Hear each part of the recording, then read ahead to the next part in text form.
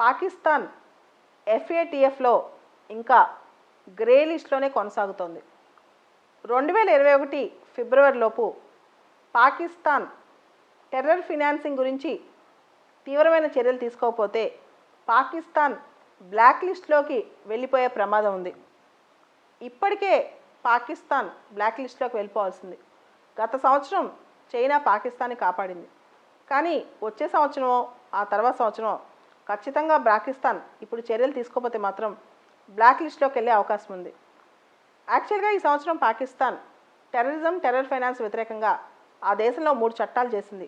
దానివల్ల గ్రే లిస్ట్లో కొనసాగే అవకాశం దొరికింది. లేకపోతే ఈసారి బ్లాక్ లిస్ట్లోకి వెళ్ళిపోవాల్సింది.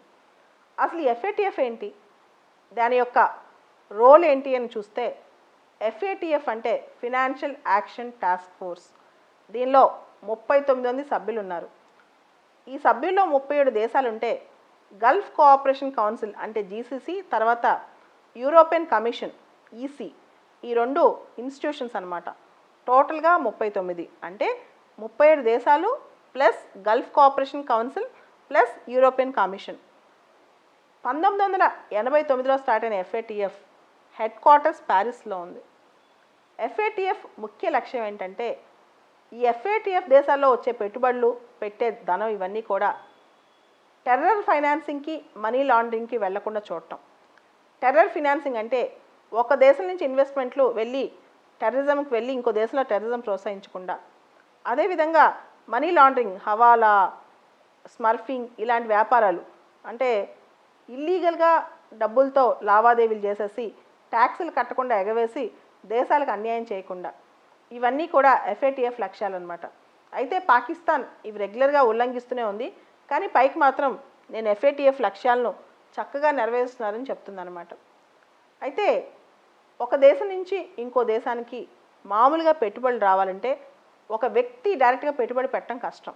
వాళ్ళు ఫారెన్ పోర్ట్ఫోలియో ఇన్వెస్ట్మెంట్స్ FPIs నుంచి ఇలా మ్యూచువల్ ఫండ్ల లాంటివి అన్నమాట, అలా పెట్టాల్సి వస్తుంది.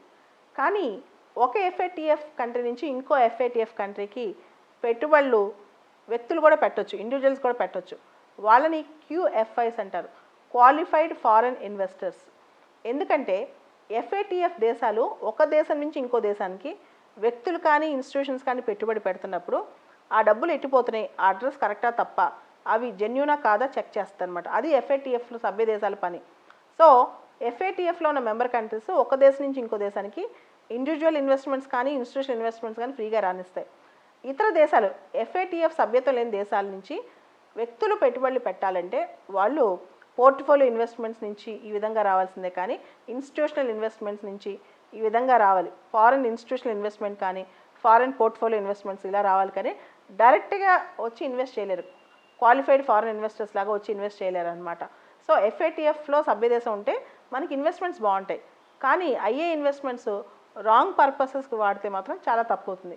కాబట్టి FATF మొదటి నుంచి ఏర్పాటు అయినప్పటి నుంచి కూడా జాగ్రత్తగా సభ్య దేశాలు ఎలా చేస్తున్నాయి, నిజంగా ఇన్వెస్ట్మెంట్ జెన్యున్గా వెళ్తున్నాయా, సభ్య దేశాల అభివృద్ధికి FATF పాటుపడుతుందని చూస్తుంది. కానీ ఏ దేశాలు అయితే టెర్రరిజం సపోర్ట్ చేస్తున్నాయో, టెర్రర్ ఫినాన్స్ సపోర్ట్ చేస్తున్నాయో ఆ దేశం పైన ఆంక్షలు విధించి ఆ దేశానికి పెట్టుబడులు రాకుండా చూసే శక్తి కూడా FATFకి ఉంటుంది అనమాట.